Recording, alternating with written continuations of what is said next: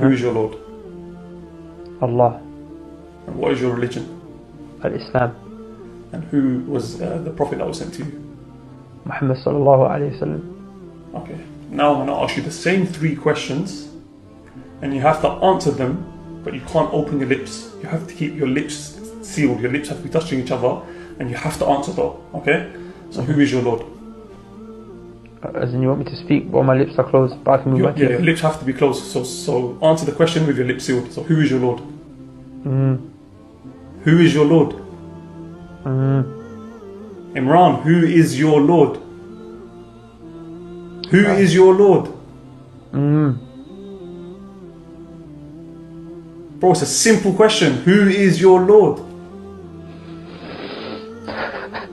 എന്തല്ലേ ആ ഒരു വീഡിയോ കാണുമ്പോൾ തന്നെ വളരെയധികം മനസ്സിനെ തന്നെ ദുഃഖിപ്പിക്കുന്ന ഒരു കാഴ്ച. കാരണം നമ്മുടെ മനസ്സിലുണ്ടാകും, നിന്റെ റബ്ബാരും ചോദിക്കുമ്പോൾ അല്ലാഹ്, നിന്റെ മതമെന്ന് ചോദിക്കുമ്പോൾ ഇസ്ലാം എന്ന് പറയാൻ നമുക്ക് പണിയൊന്നുമില്ല എന്നൊരു ചിന്തയാണ് നമ്മുടെ മനസ്സിനുള്ളിലുള്ളത്.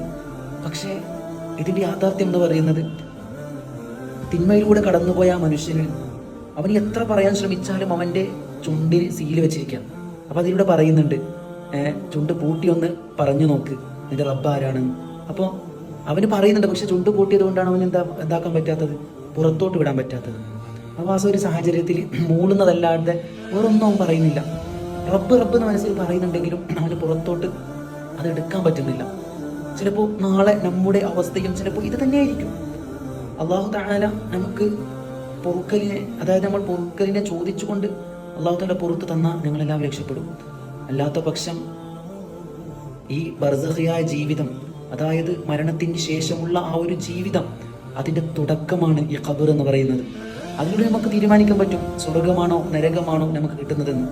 അല്ലാഹു തആല നമുക്ക് എല്ലാവർക്കും സ്വർഗം നൽകി അനുഗ്രഹിക്കട്ടെ.